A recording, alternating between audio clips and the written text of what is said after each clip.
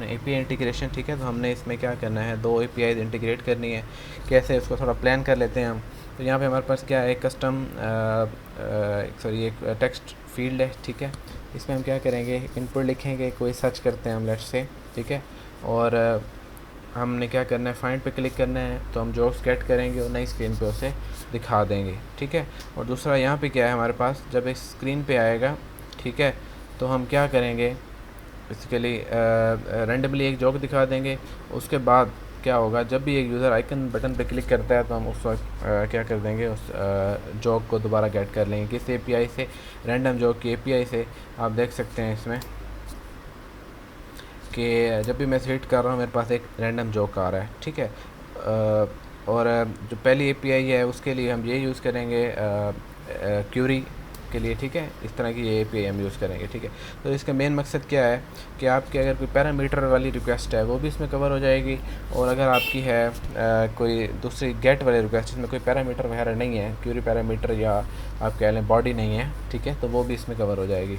उसके बाद अगर मैं डिज़ाइन की तरफ जाऊँ तो यहाँ पे मैंने क्या यूज़ किया है, एक custom text form field use किया है, ठीक है। ये भी प्रोजेक्ट में डिफाइंड है, आप इसको अपने मुताबिक मॉडिफाई कर सकते हैं। और इसमें क्या है, यहाँ पे मैंने वैलिडेटर दिया हुआ है, ठीक है। तो वैलिडेटर की भी एक क्लास बनी हुई है, ठीक है। ये किस में बनी हुई है, कोर में, ठीक है। आप देख भी सकते हैं इसको। अब इसमें क्या है, आप अपनी तरह का कोई वैलिडेटर लगा सकते हैं, ठीक है, जो भी आपको जिस तरह से है आप में। बाकी इसमें काफ़ी वैलिडेटर डिफाइन है ऑलरेडी से, नेम वैलिडेशन है, ईमेल वैलिडेशन वगैरह वगैरह, ठीक है। तो मैंने ये वैलिडेशन यूज़ की हुई है यहाँ पे, ठीक है। कंसेप्ट्स में आप इसको सर्च कर सकते हैं अगर आपको नहीं है। और देन क्या है, ये मेरा कस्टम फॉर्म फील्ड है। उसके बाद क्या है, कंटिन्यू बटन है। तो कंटिन्यू बटन में ये भी कस्टम कंटिन्यू बटन बना हुआ है, ठीक है। हम यहाँ पे और चीज़ें भी दे सकते हैं, जैसे कि लोडिंग नोटिफायर, ये हम आगे जाके यूज़ करेंगे तो फिर इसका आपको कंसेप्ट क्लियर हो जाएगा। अच्छा, और यहाँ पे ये है ये कंटेनर है जहाँ पे हमारा क्या आएगा, जॉब डिस्प्ले होगा, ठीक है। तो अब हम APIs बेसिकली पहले आपने क्या करना है, जब भी मैं आपको मशवरा दूँ तो आपने क्या करना है, देखना है कि इसमें ना यूज़ केसेस कौन से बन रहे हैं। तो जैसे कि मैंने कहा था हम आगे एक्सप्लेन करेंगे, तो हम यूज़ केसेस को देख लेते हैं। अब यूज़ केसेस आप कह लें कि ये बेसिकली आपकी जो लॉजिक है उसको एक कवर है, लॉजिक के ऊपर एक क्या है, आप कह लें एक कवर है। आपको कोई भी आप एक्शन कर रहे होंगे, API इंटीग्रेट कर रहे होंगे, आप उसे क्या कहेंगे कि भाई यूज़ केस है। मिसाल के तौर पर लॉगिन यूज़र, ठीक है, इसका यूज़ केस बन गया। या फिर आपके पास कोई और है, लेट्स से गेट ऑर्डर्स, ठीक है, यूज़ केस। अब उसमें क्या होगा, आप एक रिक्वेस्ट होगी और एक बॉडी होगी। रिक्वेस्ट में देखें ना गेट ऑर्डर्स है, तो अब आपको एक यूज़र आईडी देनी पड़ेगी जिससे ताकि ना उसी यूज़र के हमारे पास क्या आएँ, हमारे पास ऑर्डर्स आएँ, ठीक है। तो बेसिकली क्या होगा, हमारे पास होता है यहाँ पे यूज़ केस, ठीक है।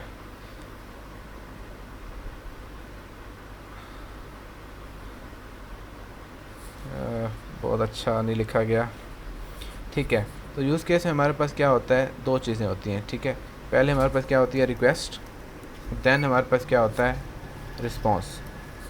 तो ये क्या है, ये किस केस में होता है हमारे पास, जब हमारे पास लेट्स से आप कह लें कोई पोस्ट की रिक्वेस्ट है, पुट की रिक्वेस्ट है या डिलीट की रिक्वेस्ट है, ठीक है। अगर हमारे पास कोई रिक्वेस्ट है गेट की, उसमें हमारे पास क्या होता है, रिक्वेस्ट नहीं होती, हमारे पास जस्ट रिस्पॉन्स होता है। अब मिसाल के तौर पर आप देखें इसमें कि यहाँ पे अब इसमें हमारे पास ना कोई हम ना कोई पैरामीटर वगैरह पास नहीं कर रहे, ठीक है।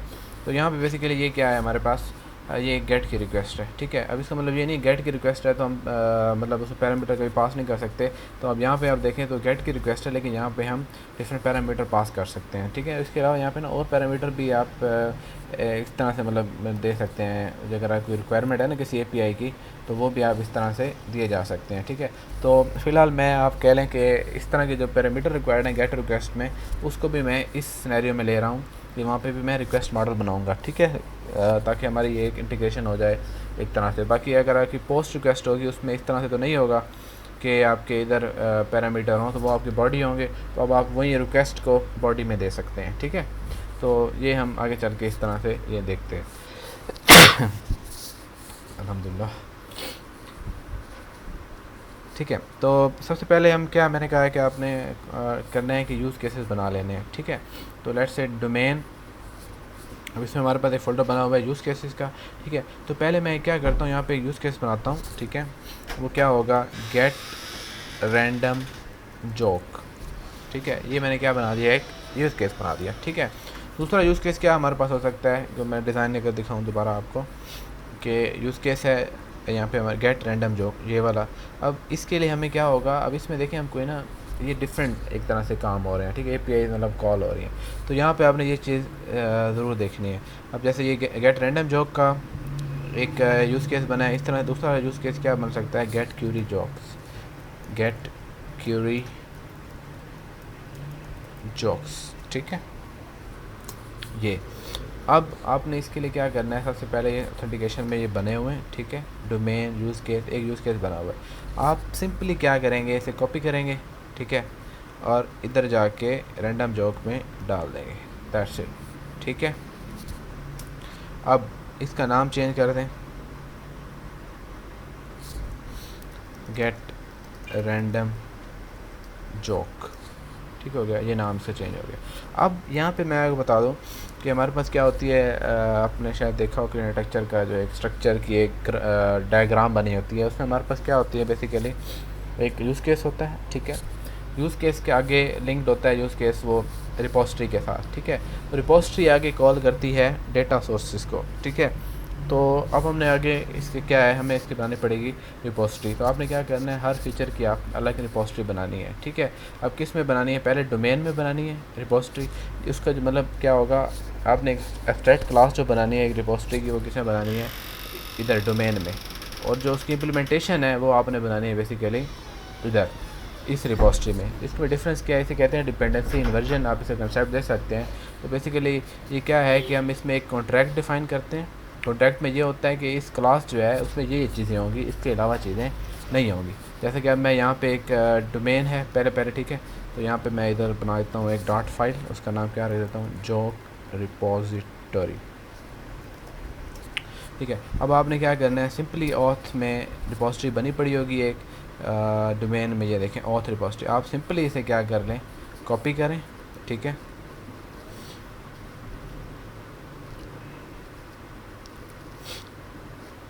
इसका नाम चेंज करें। अब इसका नाम क्या हो जाएगा, जॉक रिपोजिटरी।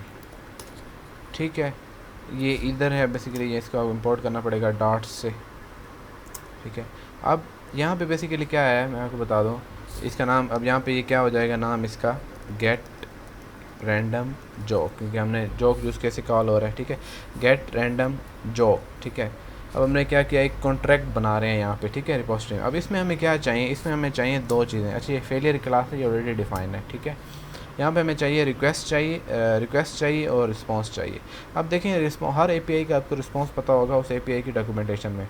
जैसे कि अब ये API है रैंडम जॉक की, इसका हमें रिस्पांस पता है। ठीक है, वो क्या है, वो ये वाला है। तो अब हमने क्या करना है, सिंपली इसका जो रिस्पांस है इसको कॉपी करें। ठीक है, इधर जाके पेस्ट करें, कन्वर्ट पे क्लिक करेंगे तो ये क्या हो जाएगा, आपके पास कन्वर्ट हो जाएगा, एक क्या बन जाएगा, ऑब्जेक्ट बन जाएगा। अब हमने ये क्यों किया है, बेसिकली इसका फ़ायदा क्या है हमारे पास, कि अगर ये ना बनाएं हम तो हमारे लिए मुश्किल होगी किस तरह से, हमें कीज़ के ज़रिए डेटा एक्सेस करना पड़ेगा। ठीक है, तो इसके लिए हम क्या बना देते हैं, एक जो हमारे पास मैप होता है। ठीक है, मैप क्या है, जेसन कह लें, उसको हम क्लास में बनाए कन्वर्ट कर देते हैं ताकि हम उसको आसानी से उसमें से डेटा गेट कर सकें। ठीक हो गया। अब आपने क्या करना है, यहाँ पे फीचर है जॉक्स का। ठीक है, उसमें डोमेन में हमने रिपोजिटरी बनाई। ठीक है, रिपोजिटरी क्यों बनाई, क्योंकि हमने इसको यूज़ करना था किस में, रैंडम जॉक में। ठीक है, देन आपने क्या मॉडल्स में आना है, इधर यहाँ पे नया मॉडल बनाना है। ठीक है, तो ये क्या होगा, get random joke response model, that's it. और इसका ये नाम ऑटो जनरेट होता है वहाँ पे। ठीक है, ये बेसिकली ये आपने क्या करना है, इसके लिए इस वेबसाइट पे आके आपने सिंपली ये इधर पेस्ट करना है। ठीक है, और जो आपका रिस्पांस है जेसन में, उससे वो क्या हो जाएगा, क्लास ऑब्जेक्ट में कन्वर्ट कर देगा उसे। अब यहाँ पे मैं ऐसे रीनेम कर देता हूँ, get random joke response model. अच्छा, नेमिंग कन्वेंशन बहुत इंपॉर्टेंट है। आप देख लें जिस तरह से मैं नेमिंग कन्वेंशन यूज़ कर रहा हूँ क्लासेस के लिए ये, और जो फाइल नेम है उनके लिए इस तरह से। ठीक है, अब मैंने क्या बना दिया, एक रैंडम जॉक रिस्पांस मॉडल बना दिया। ठीक है, अब मैंने क्या करना है, जॉक रिपोजिटरी में आना है। ठीक है, तो ये यहाँ पे मैं सेम रिस्पांस मॉडल यूज़ कर सकता हूँ, कैसे, गेट रैंडम, क्योंकि मुझे पता है कि ये जो यूज़ केस है, ठीक है, जो रिपोजिटरी है जो आगे यूज़ केस में कॉल होगी, ये क्या रिटर्न करेगी, ये रिटर्न करेगी, ठीक है बेसिकली। तो आगे जाके देखते हैं हम ये क्या कैसे होने वाला है। ठीक, गेट रैंडम जॉक, ठीक है। अब इसमें हमारे पास आप देख लें गेट की रिक्वेस्ट है, ठीक है, जो ब्राउज़र में लिखेंगे गेट की रिक्वेस्ट होगी। इसमें कोई ना कोई क्यूरी पैरामीटर है, ज़ाहिर है। तो इसके लिए क्या है हमारे पास, मतलब हमें ना रिक्वेस्ट की ज़रूरत नहीं है, ठीक है, हमें जस्ट रिस्पॉन्स से मतलब है। और हम क्या उस ख़ास यूआरएल पर रिक्वेस्ट भेजेंगे तो क्या हो जाएगा, हमारे पास ये रिस्पॉन्स आ जाएगा, ठीक है। उसके लिए कोई पैरामीटर्स रिक्वायर्ड नहीं है। इसके लिए फिर नहीं है तो आपने क्या करना है, यहाँ पे नो पैराम्स ये डिफ़ाइन कर देने, दैट्स इट, नो पैराम्स। ये हो गया हमारे पास नो पैराम्स। देन मैं अब दोबारा इधर यूज़ केसेस में आता हूँ, ठीक है, गेट रैंडम जॉक। अब मैंने एक रिस्पांस बना दिया था वहाँ पे। अब इधर क्या आएगा, रिस्पांस आएगा, इधर रिक्वेस्ट आएगी। रिक्वेस्ट नहीं है तो इधर क्या आएगा, नो पैराम, ठीक है। इधर क्या था, get random joke response model. अब ये रिपोजिटरी है, अब देखें ऑथ रिपोजिटरी से कॉपी किया था, यहाँ ऑथ नहीं आएगी, यहाँ क्या आएगी, जॉक रिपोजिटरी, क्योंकि हर फीचर के अपनी आप रिपोजिटरी एक बनाएंगे लाजमी। अब मैं यहाँ पे रिस्पांस दोबारा लिखना पड़ेगा, ठीक है, सेम मैंने कॉपी पेस्ट किया है, यहाँ पे अगेन वही सेम चीज़, नो पैराम्स, ठीक है। अब यहाँ पे आपने क्या करना है, रिपोजिटरी है इसमें वो डिफ़ाइन है गेट रैंडम जॉब। अब ये देखें आप एरर्स मूव हो गए, हमने एक यूज़ केस बना दिया, ठीक है। अब हम आगे मूव करते हैं, ये जो हमने आगे रिपोजिटरी बनाई थी ये वाली, ठीक है। अब यहाँ पे देखिए इसकी ना डेफिनेशन मौजूद नहीं है कि भाई इसने काम क्या करना है, इसमें जस्ट हमें डिक्लेयर करना है कि ऐसे। अब इसको डिटेल हम कहाँ पे लिखेंगे, वो बेसिकली हम इसमें बनाएंगे, ठीक है। इसकी इम्प्लीमेंटेशन जॉक रिपोजिटरी की इम्प्लीमेंटेशन किस में, डेटा लेयर में, get random sorry jokes repository या रेपो इम, ठीक है। अब इसका भी कोड आपने क्या करना है, सिंपली ऊपर जाना है, ठीक है, डेटा, और इधर क्या है हमारे पास रिपोजिटरी, और ये सिंपली आप इसे क्या कर लें, कॉपी कर लें,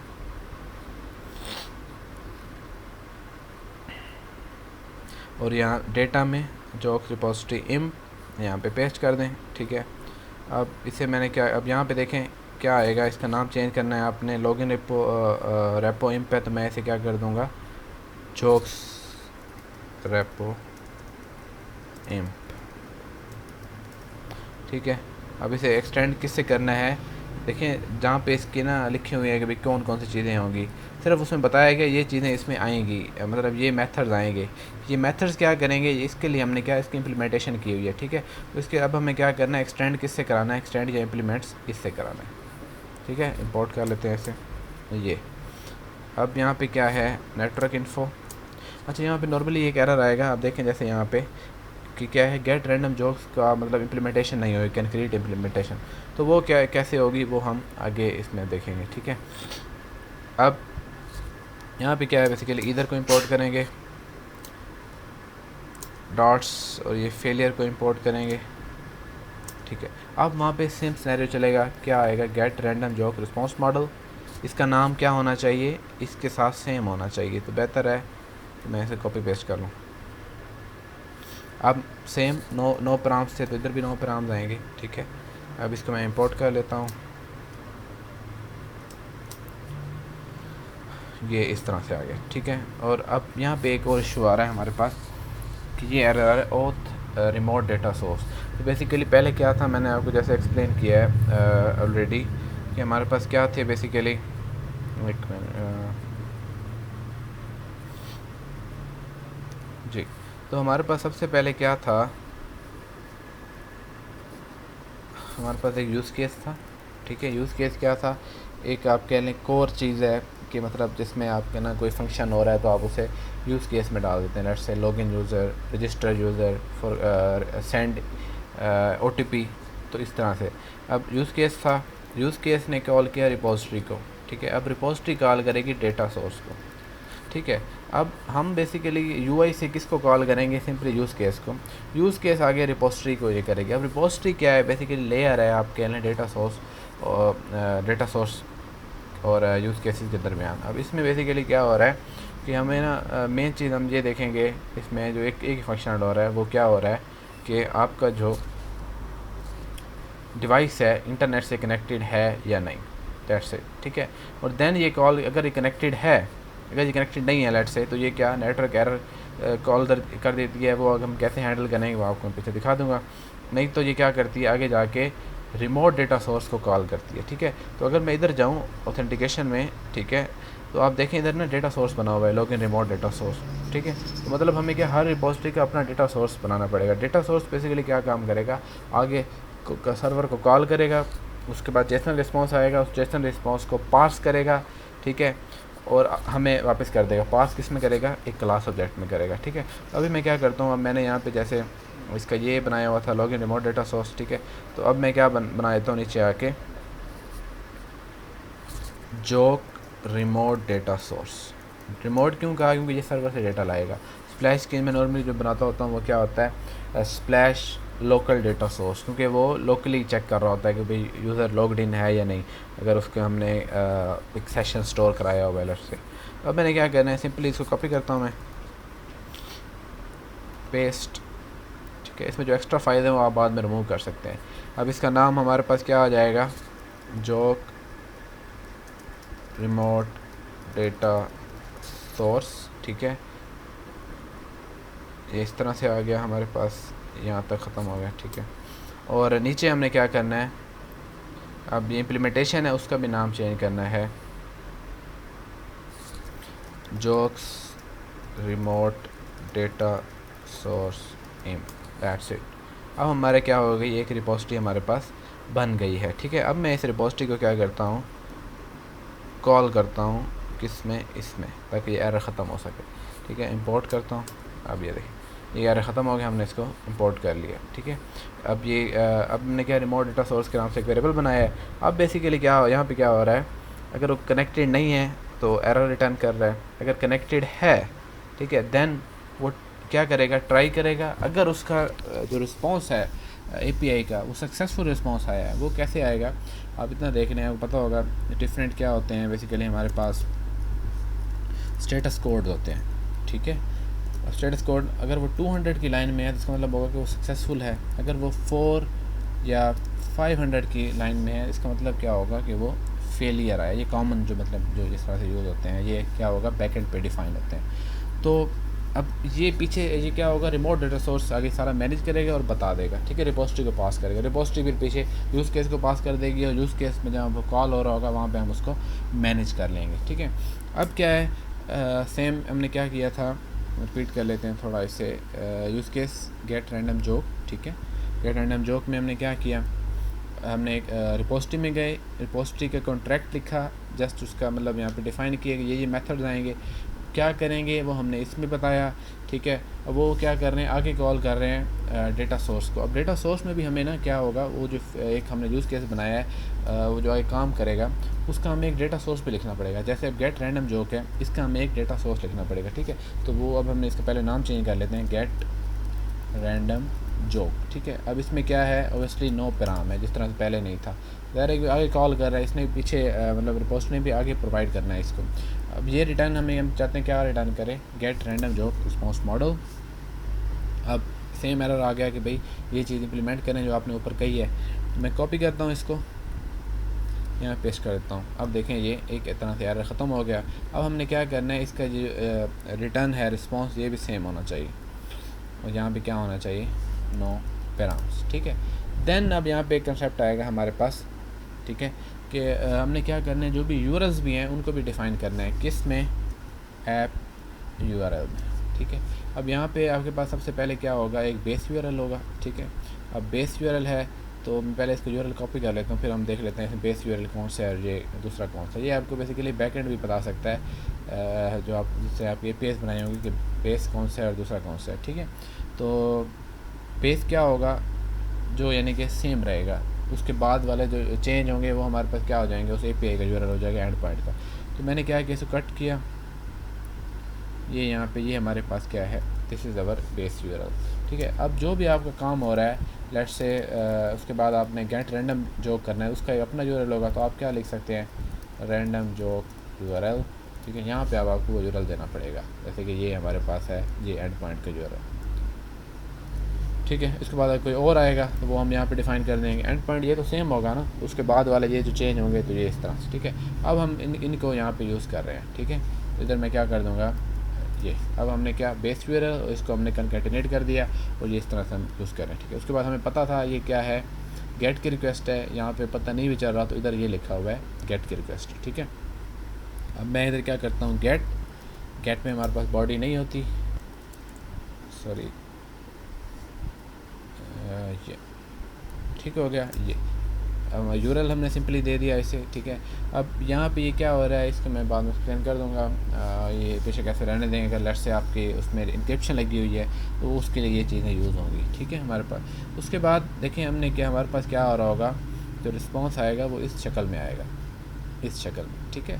ये क्या है, इस जावास्क्रिप्ट में हम इसे जेसन कहते हैं, पाइथन में इसे हम डिक्शनरी, तो इसमें हम इसे क्या कहते हैं बेसिकली मैप कहते हैं, मैप डेटा टाइप कहते हैं डॉट में, ठीक है। तो मैं यहाँ क्या करता हूँ, सेम चीज़ मैंने करनी है, उस मॉडल को कॉल करना है ये। अब इसमें क्या फ्रॉम जेसन का मेथड बना होगा, जब भी आप ये क्रिएट करेंगे तो ये फ्रॉम जेसन का मेथड भी यहाँ पे क्रिएट हो जाएगा, ये आप देख सकते हैं यहाँ पे लाइक दैट, ठीक है।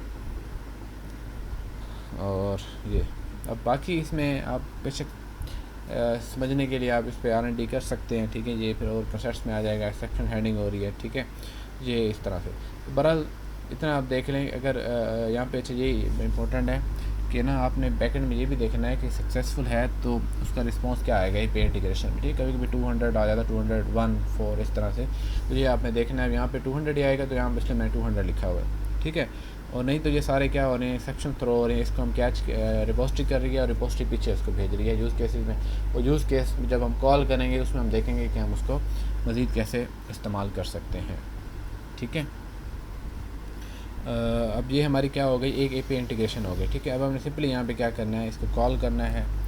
ये क्यों कॉल हो रहा है, क्योंकि हमने यहाँ पे जो रिमोट डेटा सोर्स ही बनाया। अब देखें हमारे सारे एरर्स ख़त्म हो गए और अब हमने क्या किया, बेसिकली एक API इंटीग्रेट एक तरह से कर लिया, ठीक है, एक मतलब यूज़ केस के ज़रिए। लेकिन अब हमने हमारा अभी काम बाकी वो क्या है कि हमने उसको कॉल करना है, ठीक है। तो हम उसे कॉल कैसे करेंगे, उसके लिए हमने देखें प्रेजेंटेशन से कॉल होगा वो, ये याद रखें। अब प्रेजेंटेशन से कॉल होगा, उसके लिए हमें क्या चाहिए, मैनेजर में क्या चाहिए, स्टेट मैनेजमेंट कोई मतलब आप वो चाहिए। तो उसके लिए आप क्या यूज़ कर सकते हैं, हम इसमें प्रोवाइडर यूज़ करें, आप जो भी यूज़ करना चाहें वो कर सकते हैं, ठीक है। तो मैं यहाँ पे एक क्या प्रोवाइडर बना देता हूँ, किसका, जोक्स प्रोवाइडर। ये बेसिकली काम क्या होगा, ये स्टेट मैनेज करेगा। मतलब अगर आप चाहते हैं कि आपने कुछ चेंज किया है तो ठीक है, आप इस क्लास में आके सिंपली क्या उसको चेंज करेंगे तो वो क्या हो जाएगा, तो जहाँ भी मतलब वो यूज़ हो रहा होगा वहाँ पे उसकी वैल्यू चेंज हो जाएगी, ठीक है। जोक्स प्रोवाइडर है तो अब ये भी, इसका भी सिंपली आपने क्या करना है, यहाँ पे आना है प्रेजेंटेशन और मैनेजर, इसको आप कॉपी करें, पेस्ट करें और रीनेम करें इसे, ठीक है। ये क्या आ जाएगा, joke model, sorry jokes provider, ठीक है। जोक्स प्रोवाइडर आ गया। अब यहाँ पे कुछ चीज़ें हैं वो आपने देख लेनी है। सबसे पहले यहाँ पे अब आपको क्या करना है, जो यूज़ केसेस यूज़ होने वाले हैं वो कॉल करते हैं, ठीक है। तो यूज़ केसेस हम किस में, जोक्स प्रोवाइडर में कौन सा यूज़ करने वाले हैं, वो हम यूज़ करने वाले हैं basically gate random joke use case, जो हमने ऊपर डिफ़ाइन किया था। गेट, इसके मैंने नाम सही नहीं लिखा है, इसको मैं दोबारा लिख लेता हूँ यहाँ पे, ठीक है।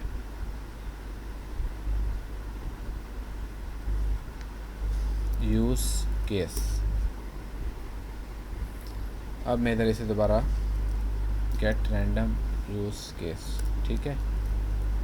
ये अब ये इसकी कंस्ट्रक्टर जो है उसमें मुझे इसको इनिशियलाइज़ करना पड़ेगा, ठीक है। ये मैंने इनिशियलाइज़ करा दिया। अब यहाँ पे वैल्यू नोटिफायर यूज़ होंगे, अगर आपको कंसेप्ट नहीं है आप इस पर R&D कर सकते हैं। तो फिलहाल हम इसे क्या करते हैं, random joke loading. Basically concept इसके पीछे क्या है कि जब तक जोक नहीं आ जाता तब तक हम क्या दिखाएंगे, लोडिंग दिखाएंगे। जब जोक आ जाएगा तो फिर हम जोक दिखा देंगे, ठीक है। लोडिंग से मुराद मतलब सर्कुलर प्रोग्रेस इंडिकेटर, ठीक है। अब यहाँ पे ये क्या हो रहा है, basically this is very important concept, एक यूज़ केस कॉल हो रहा है, ठीक है। तो मतलब बेसिकली क्या यूज़ केस बनाया हमने, यहाँ पे उसको उसको डिक्लेयर किया, देन हमने यहाँ पे उसे क्या करना है, यूज़ करना है। ठीक है, तो वो कैसे यूज़ करेंगे वो हम देख लेते हैं। पहले इसका नाम चेंज कर लेते हैं। देखिए नेमिंग कन्वेंशन में सेम ही आ रही है, रिपोजिटरी की भी और डेटा सोर्स की, गेट रैंडम जॉब। इसमें क्या होगा, जब आए तो इस जो लोडिंग नोटिफायर है इसकी वैल्यू क्या हो जाए, ट्रू हो जाए। ठीक है, और इसकी वैल्यू, हाँ ठीक है। अब क्या हो, पहले जब रिक्वेस्ट कॉल हो तो इसकी वैल्यू क्या हो जाए, ट्रू हो जाए। अगर एरर आ जाए तो मतलब इसमें क्या है, आप डॉट्स हम इसलिए यूज़ कर रहे हैं, ठीक है, इधर यूज़ करने के लिए। अब इसमें देखें आप बेसिकली कि अगर वो कोई एरर आएगा, ठीक है, तो कॉल कहाँ आएगी, यहाँ पे आएगी। ठीक है, अगर कोई हमारे पास मतलब एरर नहीं आता, राइट रिस्पॉन्स आया है, देन यहाँ पे आएगी। उसके बाद हम अपना जो भी काम होगा वो कर लेंगे, और जो हमने वैल्यू जैसे रिटर्न की होगी रिस्पॉन्स में, वो कहाँ पे आ जाएगी, वो यहाँ पे आ जाएगी हमारे पास। ठीक है, तो यहाँ पर मैं क्या करता हूँ, ये कॉल करता हूँ, क्या कॉल करता हूँ, get random job use case. ठीक है, अब इसे क्या चाहिए, इसमें ज़ाहिर है इसमें कोई हमें पैरामीटर नहीं रिक्वायर्ड है, रिक्वेस्ट है इस तरह से, तो हम क्या लिखते हैं यहाँ पे, नो पैराम, कोई पैरामीटर हमें नहीं चाहिए। ठीक है, ये हो गया, ये इस तरह से, दैट्स इट। अब हम क्या कर सकते हैं, यहाँ पे इसे प्रिंट भी करा सकते हैं, जो भी आप करना चाहें, प्रिंट रिस्पॉन्स स्टार्ट टू जैसे। अब हमारा जो मेन मकसद रह गया है वो क्या है, उसको कॉल करना है। लेकिन अगर हम अभी कॉल करेंगे तो उसमें कुछ आएंगे एरर। इसके लिए हमें क्या कंसेप्ट चाहिए, हमें कंसेप्ट चाहिए सोर्स लोकेटर का। ठीक है, अब उसके लिए मैं को थोड़ा सा एक्सप्लेन कर देता हूँ इसके लिए कि what is source locator basically.